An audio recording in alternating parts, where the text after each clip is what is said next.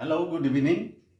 কালি নিফটিৰ এক্সপায়াৰী আছে, গতিকে কালি কেনেকৈ মই ট্ৰেড ল'ম বলক আমি অলপ শিকোহি।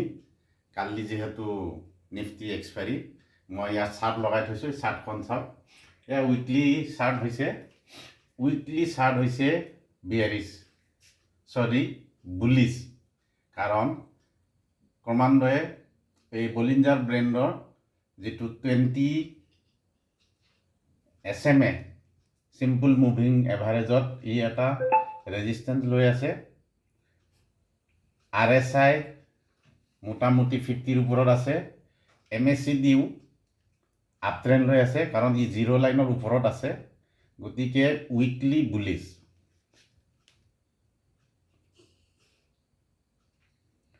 এতিয়া আমি ডেইলিত চাওঁ। ডেইলিটো চাওক, যিটো দুইডাল সম্পূৰ্ণ এনেকৈ যদি গেপ লৈ যায়, তাৰমানে বুলিছ, এইটো এটা বুলিছ, ডেইলি বুলিছ। আৰু RSI 50ৰ ওপৰত আছে। আৰু বলিঞ্জাৰ যিটো মাজৰ যিটো 20 SMAৰ ওপৰত আছে। গতিকে অলৰেডি বুলিছ। কিন্তু আজি যদি চোৱা যায়, আজি 4 দিন ধৰি মাৰ্কেটে এই ৰেঞ্জত খেলি আছে। তাৰমানে যদি চাব যায়, আজি 4 দিন ধৰি মাৰ্কেট চাইডৱে, যদিও বুলিছ চাইডৱে হৈ আছে। গতিকে এই 4 দিন অপশ্যন বায়াৰে পইচা বনাব পৰা নাই, কাৰণ চাইডৱে হৈ আছে। চাওক, 4টা ডজি হৈ আছে। গতিকে এইটো অপশ্যন বায়াৰৰ এইকেইদিন দিন নহয়। গতিকে আপোনালোকে যদি চাই, অপশ্যন বায়াৰে এই 4 দিন পইচা বনাব পৰা নাই। এই 4 দিন অপশ্যন চেলাৰে ষ্ট্ৰেংগল বিক্ৰী কৰি, দুইফালে বিক্ৰী কৰি ভাল এটা এমাউণ্ট বনাব পাৰিছে। এতিয়া আমি যাম আৱাৰলি চাৰ্ট। আৱাৰলি চাৰ্ট চাওক, সম্পূৰ্ণ চাইডৱে। উইকলি ডেইলি যিহেতু বুলিছ, আৱাৰলি কিন্তু চাইডৱে। আজি দিনটো চাইডৱে গুচি গ'ল। আজি অপশ্যন চেলাৰ, আজি মই অপশ্যন চেলিঙত মোটামুটি এটা ভাল প্ৰফিট কৰিছোঁ, কাৰণ যিহেতু আজি অপশ্যন চেলিঙৰ দিন। কিন্তু MACDয়ে কয় ফ্লেট। চাওক, ফ্লেট, এইটো ফ্লেট।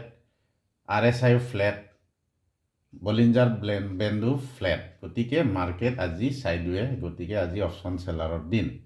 আমি অহাকালি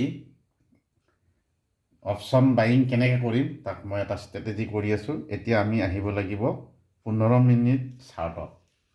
15 মিনিট চাৰ্টত অলপ বিয়াৰিছ হৈ আছে, যদিও বিয়াৰিছ, কিন্তু MACD যিহেতু জিৰ' লাইনৰ ওপৰত আছে। গতিকে এতিয়াও মাৰ্কেট বুলিছ, কিন্তু এতিয়াও বিয়াৰিছ হোৱা নাই।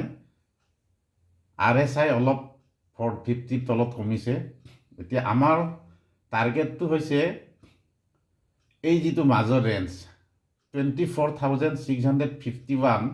যদি 15 মিনিটৰ দুটা কেণ্ডেলে ইয়াৰ পৰা পজিটিভ লয়, তেতিয়াহ'লে আমি এটা 60 পইণ্টৰ এটা আমি বাইঙত যাব পাৰোঁ। যদি এই মিডিল যিটো বলিঞ্জাৰ বেণ্ডৰ SMAৰ ওপৰত যায়, তেতিয়াহ'লে আমি এই টাৰ্গেটটো লৈ ইয়ালৈকে আমি এটা টাৰ্গেট পাম।